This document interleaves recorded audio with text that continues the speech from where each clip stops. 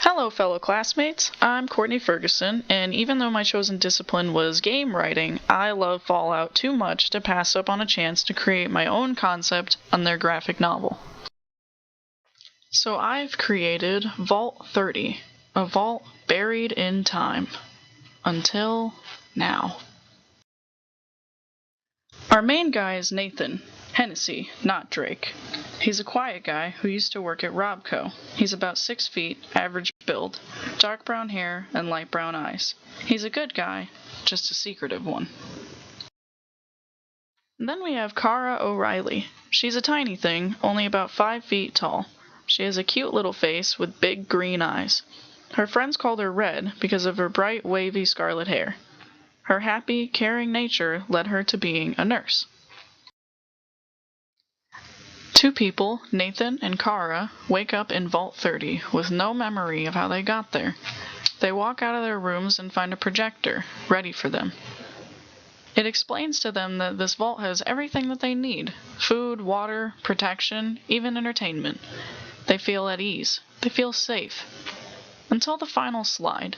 It lays out one constituent: that once a bell rings to signal nighttime, they are to go into their own rooms, close the door, and go to sleep, or else the uncharacterized monster will get them.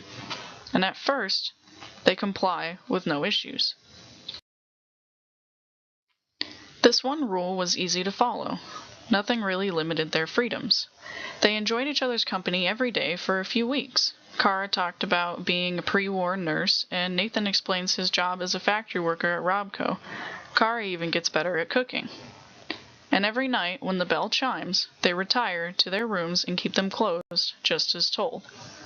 Then, we're transported to a dark room filled with monitors and security feeds. Two men obscured in the shadows are watching Vault 30. They decide to up the experiment, adding subliminal messages and psychoactive drugs through the vents in Nathan's room. Nathan starts growing restless. The gun he's been hiding from Kara now sleeps with him under his pillow. He begins manifesting images of some gruesome beast coming out of the reactor room and eating him alive. Nightmares consume every night. Kara grows more and more worried for her new and only friend. Finally, one night, Nathan hears the door to the reactor room open up. He knows the monster's after him. He hears it growling and snarling. He sits up in bed with his gun, ready. His door opens up, and he sees red eyes. He unloads the clip, firing into the dark. Getting out of bed, he turns on the light, now horrified. Kara lay dead on the floor. There was never any monster. It ends with Nathan saying, "I'm the monster." So in the games, most vaults are already destroyed, and the players are given clues into what happened through holotapes and entries on computer terminals. This story allows readers to get direct, personal insight into the experiment implemented into the vault and its demise therein. Additionally, this concept is on the darker, more thought-provoking side of the Fallout universe, much like the Dead Money add-on was for Fallout New Vegas. I'll mainly sell my story by expressing how much of a Fallout fan I am. I've logged over 200 hours each in Fallout 3, New Vegas, and Fallout 4. I have a lot of insight into the series as a player and what other players enjoy. I think we could really further this series by creating vintage-looking comics that delve into the details of the universe. The additional cast is mostly the two unnamed men in Vault Zero. Vault Zero's original purpose was to monitor and control the other vaults, and we only see Vault Zero in Fallout Tactics, which is a game that's not known to many fans. So giving these mysterious characters their own role helps flesh out this vault and the true intentions of Vault-Tec.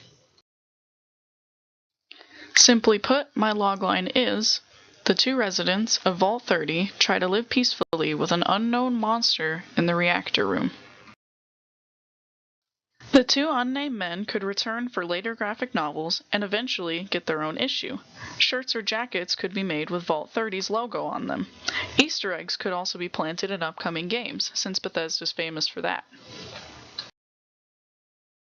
I wouldn't mind making adjustments to the story at all, as long as the integrity of the story stays intact. The story is a little dark, I know, and I wouldn't change that.